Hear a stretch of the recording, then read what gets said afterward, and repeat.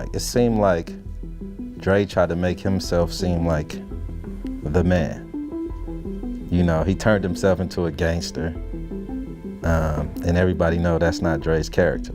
No, it was not true to the story. Okay. Here's why it was not true to the story. That last 2 years of his life, Eazy-E was smoking hot. Even though he was sick, he was happy as hell.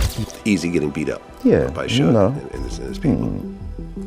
You don't want that problem. Well, I wouldn't want that problem. The true story tagline is a classic way to draw people into theaters, and it definitely worked for Straight Outta Compton, especially when it came to Eazy-E's story. No, it was not true to the story. Okay. Here's why it was not true to the story. That last 2 years of his life, Eazy-E was smoking hot. Even though he was sick, he was happy as hell. There's no denying the movie's success. It earned tons of praise and dominated the box office, but it also sparked a lot of criticism, with many pointing out how it delivered a one-sided, agenda-driven version of history. For some, the film didn't just bend the truth, it helped spread myths and lies about Eazy-E, who's no longer here to defend himself. That I watched that movie and stuff like that. I don't think that shit true, because Eazy-E had the whole Alondra behind him.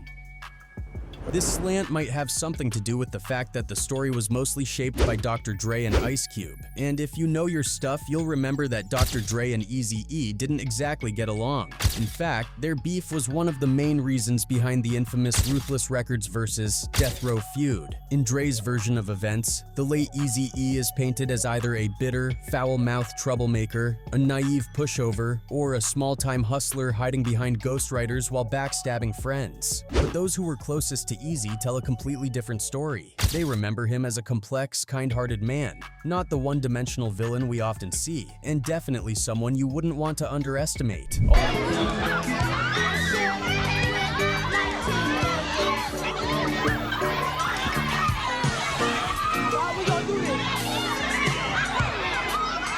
Also, one of the most criticized parts of the movie is how it portrays Dr. Dre as this almost superhero-like figure in rap, which doesn't quite add up.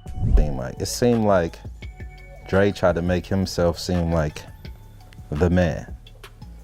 You know, he turned himself into a gangster, and everybody know that's not Dre. Eazy wasn't the type of dude you can just say anything to, talk to any kind of way. So the fact that they made him look more docile than he was, I didn't. Are you still friends with your group? A couple of them. Ice Cube, MC Ren, and Yella. Okay, what about the other one? Who? Dr. Dre? Yeah. G stuff come from the concrete, and that's the streets, which he was never from the streets. Only reason why people affiliate him with the streets is through me. A lot of people pointed out that Dre's darker side, like his history of violence toward women, was conveniently left out of the film. They grabbed me by my hair and started slamming me up against the wall.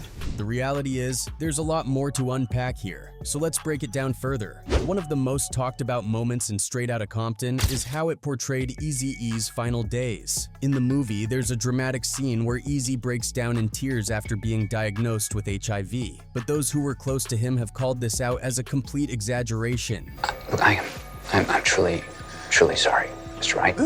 Members of Bone Thugs and Harmony, who were with Eazy until the very end, said that wasn't how it went down at all. According to them, Eazy never wallowed in despair or let his diagnosis crush his spirit. Instead, he stayed true to himself, handling the situation with strength and determination, even in his final days. No, it was not true to the story. Okay. Here's why it was not true to the story. That last 2 years of his life, Eazy-E was smoking hot. Even though he was sick, he was happy as hell. He had Bone Thugs and Harmony. I don't like how it was portrayed that Eazy-E was like broke and like stressing, like when he died, because like we didn't get that. Now, let's be real. Of course, Eazy was sad about his condition. He was young, successful, and had so much to live for. Anyone in his position would feel some level of sadness. But the overly emotional portrayal in the movie didn't match what people close to him actually witnessed. It seemed like the filmmakers took some creative liberties to make the scene more dramatic and impactful for the audience. But in doing so, they painted a picture that didn't align with reality. Another glaring issue in the movie was the claim that Eazy was broke during his later years. The film shows him supposedly downgrading his lifestyle, moving into a smaller house, and struggling financially. But according to people like BG Knockout, this couldn't be further from the truth. The fact that they tried to make him look like he was broke, he bought weed and all this and to start slanging, all that shit was bullshit. In fact, Eazy was anything but broke. His company, Ruthless Records, was worth hundreds of millions of dollars. He had a thriving bank account, the #1 group and album in the country, and multiple properties, not some downsized single house as the movie suggests. His company was worth hundreds of millions of dollars. His bank account was still flooded. He had Bone, he had the #1 group. You know what I'm saying? The #1 album, like. To put it in perspective, Eazy was worth about $50 million at the time of his passing, with Ruthless Records valued at $30 million.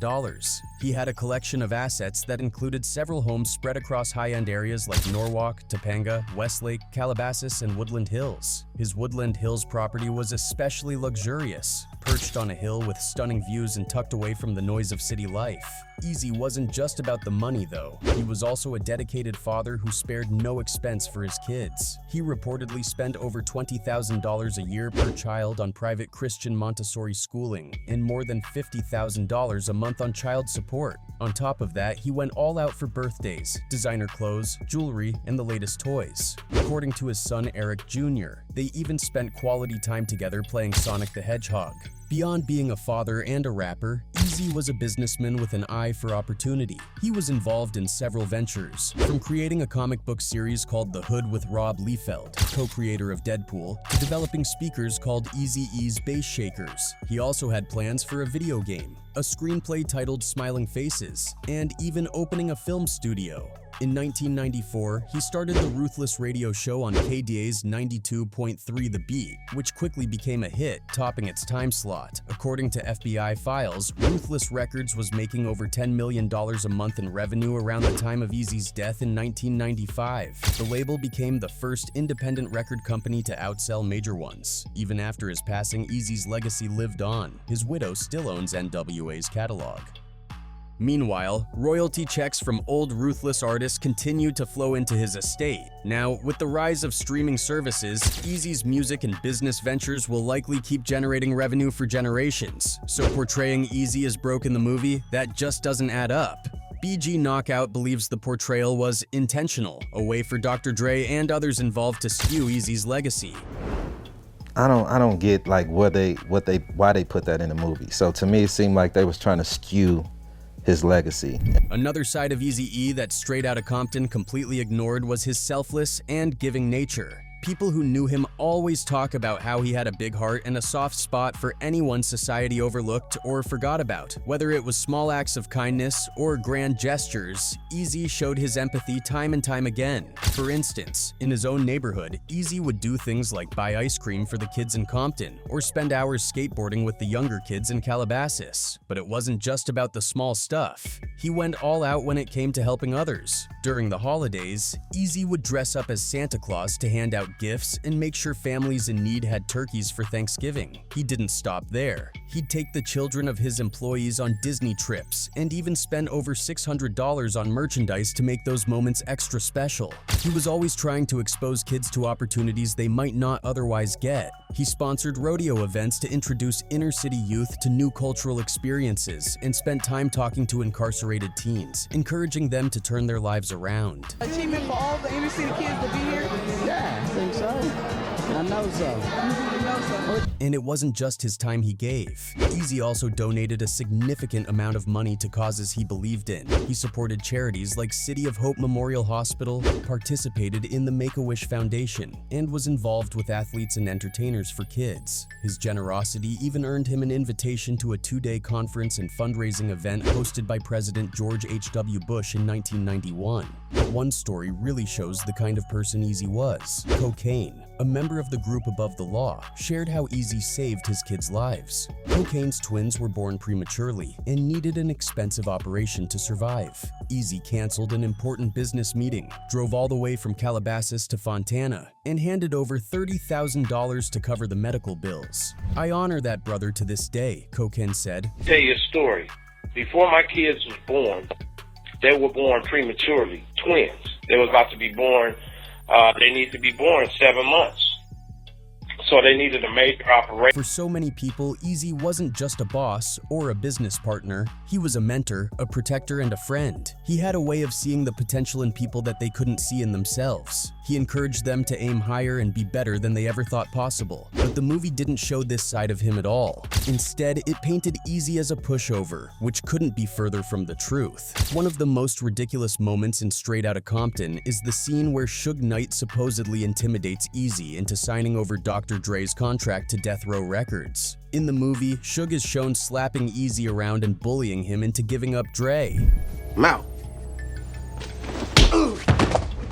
But anyone who really knew Eazy knew this portrayal was pure fiction. Eazy wasn't the kind of guy you could just push around. He had deep connections with some of the most serious figures out there, including the Crips and the Mexican Mafia. Eazy was also heavily tied to the Southside Crips, who were a major force in Compton. One of his key connections was with Keef D, a well-known figure in the Compton gang scene. Keef D's family even owned Compton Hydraulics, a car shop on Long Beach Boulevard in Compton. This wasn't just a place for car repairs, it was a hub where street culture, music, and business overlapped. Eazy grew up right in the middle of Southside Crip territory in the Kelly Park Compton Crip neighborhood. His close ties to Keef D's brother Kevin made him part of that circle in a way that went beyond music. In 1993, when Eazy filmed the video for his iconic diss track Real G's, he wasn't just throwing subliminal shots, he was making a statement. The video is packed with imagery that ties Eazy to the Southside Crips. One standout car, known as the Gangster of Love, was said to belong to either a prominent Southside Crip named Big Spank or someone from Keef D's family.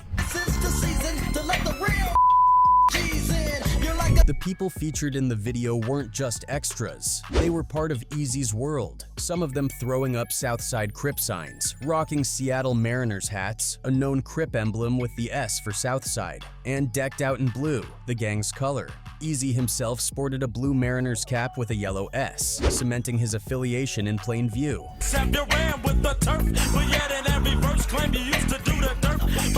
Adding to this mix was BG Knockout. BG Knockout and the crew backing Eazy were fiercely loyal, making it clear that Eazy wasn't someone you could mess with lightly. Both BG Knockout and Keef D have dismissed the idea of Suge ever laying a hand on Eazy. Eazy getting beat up. Yeah, by you Suge know. and his people. You don't want that problem. Well, I wouldn't want that problem. For them, the slap story is pure fiction. After all, Suge Knight would have been risking a war with the Southside Crips. Frankly, that's not a gamble anyone would want to take. Yeah, I watched that movie and stuff like that. I don't think that shit true because Eazy-E had the whole Alondra behind him. Eazy also had connections to the Mexicans, and years later, he would go on to cement that connection in a big way when he signed Brownside, a Chicano rap group led by the late Toker, as well as another groundbreaking Mexican rapper, Kid Frost. At a time when Latino rap wasn't taken seriously in the mainstream, Eazy-E saw something others didn't. He was ahead of his time, and foresaw that the Chicano rap movement was going to be a force to reckon with. He had already signed the Brownside, and then he ended up signing Kid Frost, and we ended up working on the Brownside record, you know what I mean? And you know, that was... Brownside, in particular, was something special. Under Eazy's guidance, they became pioneers of Chicano rap, laying down the blueprint for how the genre would sound and feel. But Brownside wasn't just another rap group trying to capitalize on a trend. These guys were real gangsters, straight out of the streets with stories to tell. Everything they rapped about was authentic. There were no exaggerations, no clout-chasing antics, just raw, real-life experiences that reflected who they were.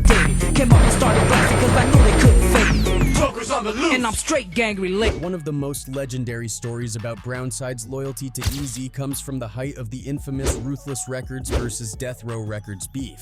The war between Eazy-E and Suge Knight was no joke. Death Row was known for being aggressive, and Suge Knight's reputation for intimidation was well earned. But as Toker later explained, Brownside played a huge role in keeping Eazy safe during this time. According to Toker, he and the Brownside crew showed up at Ruthless Records right when things started getting heated between Eazy and Suge. Toker described it as almost fate, like destiny brought them there at just the right time. Death Row's crew had assumed they could overpower Eazy because they thought he was alone and vulnerable. But they were wrong. Brownside was already there, ready to ride for Eazy without hesitation. Toker said they let Eazy know straight up, "We're here, and we're ready to back you up no matter what." We got to Ruthless when the Death Row Ruthless beef was cracking.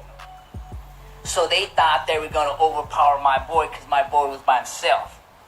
But you know, Destiny's a mother. Toker said that during one of their conversations, they told Eazy straight up, "If there's anyone you want gone, just say the word." Eazy, being the kind of guy he was, tried to brush it off. He told them, "It's not like that, man," trying to downplay the situation. But Toker wasn't having it. He looked Eazy in the eye and said, "Nah, it's exactly like that." Make a long story short, we told E, we rolling with you, fool. We got your back. What's cracking with this Death Row roof? Who you want gone? Cause we ain't around. Toker made it clear to Eazy that if he just mentioned a name, they'd handle it. And he wasn't bluffing. Toker said they had youngins, kids who were 15 or 16 years old, that were more than ready to step up and do the job. In Toker's words, at most they'll let them out when they're 22, so you don't gotta worry about a thing. That's how serious they were. You're like 15? Alright, don't worry about it, E. I'm gonna send my little young juvenile torpedo so they can go ahead and do YA life. They're gonna let my boys out when they're 22 years old. After that conversation, things between Eazy and the Mexican community became even tighter. Eazy knew he had an army behind him. Wherever he went, fancy restaurants, important meetings, or events, he'd call up Brownside and his Mexican homies to roll with him. They weren't just there for show either. These guys were ready for whatever. They were hoping to run into anyone from Death Row Records so they could make a statement and prove to Eazy that they had his back till the very end. Everywhere he went, he called his Mexicans. He called Brown Brothers. Where you at? What's cracking? Swoop up over here, come in the Lolos. He be in Beverly Hills at an expensive restaurant, 20 Mexicans right. And one day, they got their chance. According to Toker, Eazy was chilling at a cheesecake factory when about 7 or 8 guys claiming to be affiliated with Death Row appeared. These guys surrounded Eazy, trying to intimidate him. These dudes were trying to flex their strength, maybe thinking they'd caught him alone and vulnerable. Car, and there was like 7, 8 that claimed Death Row waiting for their cars to pull up because they were leaving the cheesecake factory. Right when my boy E walked past them, they all surrounded him. What's up? And they were saying. But they didn't realize what they had walked into. Out of nowhere, the tables turned. Suddenly, the Death Row guys found themselves surrounded, and not just by a few people. Toker described it as feeling like they were at a Mexican soccer field. The entire place was filled with Mexican gang members who showed up to protect Eazy. These weren't random guys either. They were real gangsters, people who didn't play around. All of a sudden, them 7, 8 looked around like, we're surrounded. They thought they were at a Mexican soccer field surrounded by Mexican soccer players, but it was us. The Death Row affiliates were completely shook. The intimidation game flipped on them real quick, and they knew they were outnumbered. Without wasting any time, they scrambled out of there, jumping into their cars and speeding off like their lives depended on it. And just to send a message, Toker and the crew didn't let them leave quietly. Toker told them straight up, "In case y'all want to come back, you're more than welcome. We'll be right here waiting." This was a statement, one that made it loud and clear that Eazy-E wasn't alone, and if anyone thought they could intimidate him, they'd have to deal with the Mexican gangs of Compton. Another thing that felt way off in Straight Outta Compton was how Dr. Dre was painted as this almost superhero-like figure in the rap world. It just doesn't add up when you look at the full picture. A lot of people have called out how the movie conveniently left out the darker side of Dre, especially his history of violence toward women. One glaring example is what happened with Dee Barnes. This was when she was a presenter on the Fox TV show Pump It Up, which covered hip-hop culture and often featured big-name rappers. By the time the Ice Cube drama kicked off, Dee had already interviewed NWA several times. She was familiar with the whole crew and had covered them on her show for years. Ice Cube of NWA will be hanging out with him and all his homies at his house. We'll be back after these commercials or breaks or cuts or whatever. Whatever. Don't go anywhere. But once Cube left, things shifted. NWA responded by dissing him hard on their track, 100 Miles and Runnin', making it clear they weren't just going to let him walk away quietly. According to Dee Barnes herself, when she got the group back on Pump It Up to talk about their latest moves, the energy was tense from the start. Every question she asked led to a jab at Ice Cube, and it got so heated that the production team had to edit out some of the harsher parts just to make the interview airable. But here's where things took a turn. When the episode finally aired, it included not only the NWA interview, but also another clip filmed earlier on the set of Boys in the Hood with Yo-Yo, who was Ice Cube's friend and collaborator. Unexpectedly, Ice Cube crashed the interview and took the opportunity to diss NWA, using their own lyrics to throw shade right back at them. To make matters worse, Cube even made fun of the Doc, who was close to Dr. Dre and had recently suffered a car accident that permanently damaged his voice.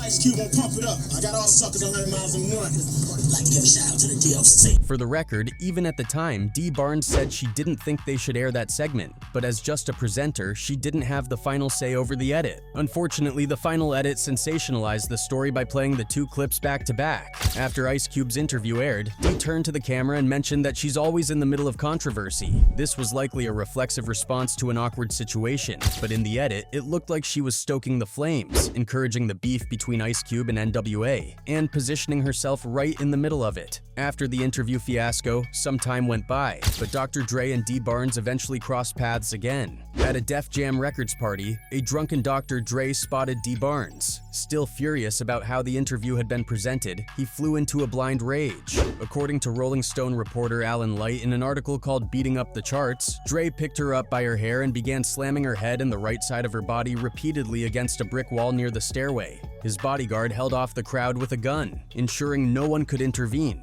Dre then tried to throw her down the stairs but failed. Undeterred, he began kicking her in the ribs and hands. Dee managed to escape and ran into the women's restroom, but Dre followed her, grabbed her from behind by the hair again, and proceeded to punch her in the back of the head. It's a painful and traumatic experience. This vicious attack didn't go unnoticed. Members of NWA openly discussed the incident in subsequent interviews. MC Ren bluntly stated she deserved it, B deserved it. Eazy-E echoed this sentiment, saying, yeah, B had it coming. Dr. Dre himself was unapologetic, saying, people talk all this ish, but you know, somebody F with me, I'm gonna woo F with them. I just did it, you know? Ain't nothing you can do now by talking about it. Besides, it ain't no big thing. I just threw her through a door. That's what she get. I hope she get it again. She got beat down. The host of that show did something that she knows she did and got beat down, and I hope it happened again. Dee Barnes tried to sue Dr. Dre for $22.75 million, but the case was settled out of court. Besides Dee Barnes, plenty of other women have also called out Dr. Dre for his behavior, which just adds to the irony of him being part of a movie that twists Eazy-E's story while ignoring his own issues. But regardless of how twisted Straight Outta Compton was in its portrayal of Eazy, his legacy still stands strong today. No amount of creative editing can erase the mark he left on hip-hop and the culture as a whole.